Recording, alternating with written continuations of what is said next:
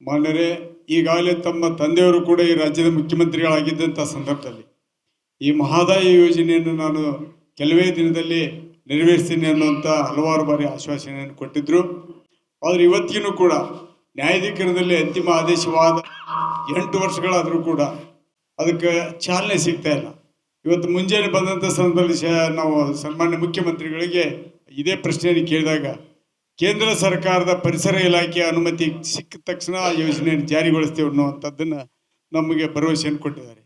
ನಾವು ಅವರಿಗೆ ನೀವು ಕೇಂದ್ರದ ಮೇಲೆ ಕೇಂದ್ರದವರು ನಿಮ್ಮ ಮೇಲೆ ಬೊಟ್ಟು ಮಾಡಿ ತೋರಿಸುವಂಥದ್ದು ಮಾಡಬೇಡ್ರಿ, ಹೋರಾಟ ಮಾಡಿ 5 ದಶಕಗಳವರೆಗೆ ನಿರಂತರ ಹೋರಾಟ ಮಾಡಿ ಇವತ್ತು ನದಿಯಲ್ಲಿ ನೀರು ಬತ್ತುತ್ತಾ ಇದೆ, ಆದರೆ ನ್ಯಾಯ ಸಿಕ್ಕಿಲ್ಲ. ಅದಕ್ಕೆ ಕೊನೆ ಆಡ್ಬೇಕು ಅನ್ನುವಂಥ ದಿಕ್ಕಿನೊಳಗೆ ತಮ್ಮ ಮೂಲಕ ಕೇಂದ್ರ ಸರ್ಕಾರದಿಂದ ಬರುವಂಥ ಜನವರಿಯಲ್ಲಿ ಏನು ಪರಿಸರ ಇಲಾಖೆ ಕೇಂದ್ರ ಸಮಿತಿಯ ಸಭೆ ಇದೆ, ಆ ಸಭೆಯಲ್ಲಿ ಅಂತಿಮವಾಗಿ ಅದಕ್ಕೆ ಆದೇಶ ಕೊಡಿಸುವಂಥದ್ದನ್ನು ತಮ್ಮಿಂದ ಆಗ್ಬೋದು ಅಂತೇಳಿ ನಾನು ವಿಶ್ವಾಸವನ್ನು ಹೊಂದಿದೆ. ಮಹದಾಯಿ ಬಗ್ಗೆ ಮುಖ್ಯಮಂತ್ರಿಗಳು ಏನು ಹೇಳಿದ್ದಾರೆ, ಒಂದು ಕಡೆ ಕೇಂದ್ರ ಸರ್ಕಾರ ಇದೆ, ಒಂದು ಕಡೆ ರಾಜ್ಯ ಸರ್ಕಾರ ಇದೆ, 2 ಸರ್ಕಾರಗಳ ಜವಾಬ್ದಾರಿನೂ ಕೂಡ ಇದೆ. ಇವತ್ತು ನ್ಯಾಯಾಧೀಕರಣದಲ್ಲಿರ್ಬೋದು, ಯಾಕೆಂದರೆ ದೆಹಲಿಯಿಂದ ಅದು ಕ್ಲಿಯರ್ ಆಗಬೇಕು ಅಂತಕ್ಕಂಥದ್ದು. ಮತ್ತು ಇದು ನೆನ್ನೆ ಮೊನ್ನೆಯಿಂದಲ್ಲ, ಹಿಂದೆ ಕಾಂಗ್ರೆಸ್ ಸರ್ಕಾರ ಇದ್ದಾಗೂ ಇದೆ, BJP ಸರ್ಕಾರ ಇದ್ದಾಗೂ ಇದೆ. ಆದರೂ ಕೂಡ ತಾಂತ್ರಿಕ ಕಾರಣಗಳನ್ನು ಒಡ್ಡಿ ಇದು ಹಾಗೆ ಮುಂದೆ ತರ್ತಕ್ಕಂಥ ಕೆಲಸ ಆಗ್ತಾನೆ ಇದೆ. ಇವತ್ತು ಕೂಡ ರೈತರಿಗೆ ನೀರು ತಲುಪ್ತಕ್ಕಂಥ ಕೆಲಸ ಇದು ಆಗಿಲ್ಲ. ನಾನು ಕೂಡ ರಾಜ್ಯದ ಅಧ್ಯಕ್ಷನಾಗಿ ನಂದು ಒಂದು ಪ್ರಾಮಾಣಿಕ ಕಳಕಳಿನಿದೆ. ಯಾಕೆಂದರೆ ಹಲವಾರು ದಶಕಗಳಿಂದ ನೆನೆಗುದಿಗೆ ಬಿದ್ದಿರ್ತಕ್ಕಂಥದ್ದು ಒಂದು ಪರಿಹಾರ ಸಿಗಲೇಬೇಕು. ನನ್ನ ಕಡೆಯಿಂದ ಖಂಡಿತ ನಾನು ಕೇಂದ್ರ ಮಟ್ಟದಲ್ಲಿ ನಾನು ಮಾತನಾಡ್ತೇನೆ ಅದ್ರ ಬಗ್ಗೆ. ಒಂದು ವಿಷಯವನ್ನು ನೇರವಾಗಿ BJPಯವ್ರ ಮೇಲೆ ಆರೋಪ ಮಾಡೋಕ್ಕೆ ಇಷ್ಟಪಡ್ತಾರೆ. ಮಾನ್ಯ ಯಡಿಯೂರಪ್ಪನವರು ಉತ್ತರ ಕರ್ನಾಟಕ ಕೊಟ್ಟಂಥ ಒಂದು ದೊಡ್ಡ ಕೊಡುಗೆ ವಿಧಾನಸೌಧ, ಸುವರ್ಣ ವಿಧಾನಸೌಧ. ಅದು ಉದ್ಘಾಟನೆ ಮಾಡೋಕ್ಕೆ ಬಂದಾಗ ಜಗದೀಶ್ ಶೆಟ್ಟರ್ ಅವರು ಅಧ್ಯಕ್ಷತೆಯವರು ಭಾಳ ಖುಷಿ ವಿಚಾರ. ಆದರೆ ವಿರೋಧ ಪಕ್ಷದಾಗ ಕೂತ್ಕೊಂಡು ಆಡಳಿತ ಪಕ್ಷದಾಗ ಇದ್ದು ಸಹಿತ ನಮ್ಮ ಉತ್ತರ ಕರ್ನಾಟಕ ಬರ್ಬೇಕಂತ ಆ ಕಚೇರಿಗಳು ಕೊಡೋದಾಗಲಿ, ಆ ವಿಧಾನಸಭೆಯನ್ನು ಕೇವಲ ನೀವು ಏನೋ ಒಂದು ಅಧಿವೇಶನ ಸಂಬಂಧ ಕಾಕೊಂಡು ಕುಂತಂಗೆ ಆಗೈತಿ. ಜೊತೆಗೆ ಈ ಭಾಗದಲ್ಲಿ ಇರ್ತಕ್ಕಂಥ ರೈತರ ಸಮಸ್ಯೆಗಳು, ನೀರಾವರಿ, ಮೂಲ ಸೌಕರ್ಯ, ಕೈಗಾರಿಕಾ ನೀತಿ, ಕೃಷಿ ಕೂಲಿಕರ ನೇಕಾರ ಮತ್ತು ಸಕ್ಕರೆ ಕಾರ್ಖಾನೆಗಳು, ಶಿಕ್ಷಣ, ಆರೋಗ್ಯ, ಉದ್ಯೋಗ ಪ್ರತಿಯೊಂದರಲ್ಲೂ ನಾವು ಭಾಳ ಹಿಂದುಳಿದೀವಿ.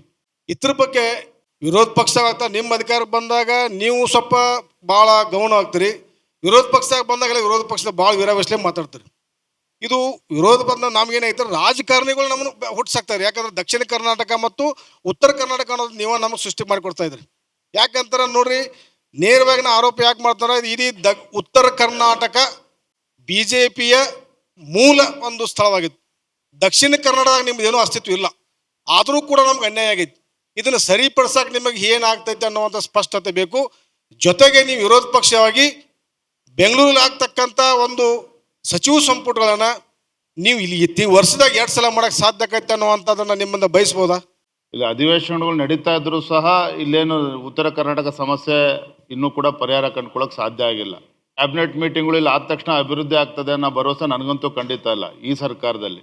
ಎರಡನೇದು, ನಾನು ಕೂಡ ಯಡಿಯೂರಪ್ಪ ಮುಖ್ಯಮಂತ್ರಿಗಳಿದ್ದಾಗ ಏನು ಬೆಳಗಾವಿನಲ್ಲಿ ಅಧಿವೇಶನ ನಡೀತಾ ಇರ್ಬೇಕಾದ್ರೆ ಅಧಿವೇಶನ ಮುಗಿಸ್ಕೊಂಡು ಬೆಂಗಳೂರಿಗೆ ಹೋಗ್ತದೆ, ಇನ್ನೂ ಕೂಡ ನಂಗೆ ನೆನಪಿದೆ. ಯಡಿಯೂರಪ್ಪನವರಂತೂ ಹಿಂದೊಂದು ಮುಂದೊಂದು ಮಾತನಾಡ್ತಕ್ಕಂಥ ರಾಜಕಾರಣ ಇಲ್ಲ, ಆಗುತ್ತೆ ಅಂದರೆ ತತ್ಕ್ಷಣ ಇಂಪ್ಲಿಮೆಂಟ್ ಮಾಡ್ತಕ್ಕಂಥದ್ದು.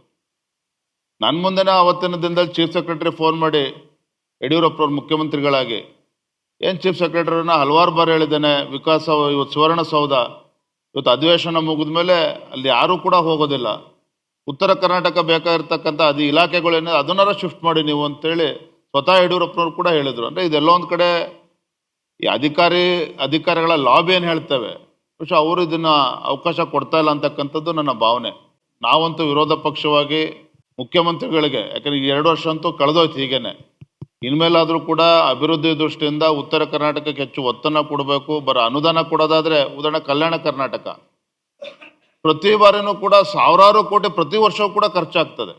ಅದು ಎಲ್ಲಿ ಹೋಗ್ತದೆ ಏನು ಅಂತಕ್ಕಂಥ ಯಾರು ಕೂಡ ಲೆಕ್ಕ ಬುಕ್ಕು ಇಲ್ಲ. ಆ ರೀತಿ ಅಂದರೆ ಒಂದು ರೀತಿ ಪೋಲ್ ಆಗ್ತಾ ಇದೆ ಅಂತಲೇ ಹೇಳ್ಬೋದು.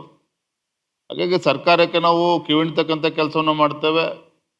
ಉತ್ತರ ಕರ್ನಾಟಕ ಇವತ್ತು ಸುವರ್ಣಸೌಧ ಇವತ್ತು ಅನುಕೂಲ ಆಗಬೇಕು ಅಂತ ಹೇಳಿದ್ರಿ ಭಾಗದ ಜನರಿಗೆ, ಅದು ಖಂಡಿತ ಅಭಿವೃದ್ಧಿ ಮೂಲಕನೇ ಅನುಕೂಲ ಆಗ್ಬೇಕು. ಇನ್ನು ಶುಗರ್ ಫ್ಯಾಕ್ಟ್ರಿ ಬಗ್ಗೆ ಹೇಳಿದ್ರಿ, ಸಮಸ್ಯೆ ಏನು ಅಂತ ಹೇಳಿದ್ರೆ ಯಾರ್ಯಾರು ಶುಗರ್ ಫ್ಯಾಕ್ಟ್ರಿ ಸೌಕರ್ಯ ಇದ್ದಾರೆ ಅವರೆಲ್ಲರೂ ರಾಜಕಾರಣದಲ್ಲಿದ್ದಾರೆ, ಅದೇ ಸಮಸ್ಯೆ ಆಗಿರ್ತಕ್ಕಂಥದ್ದು.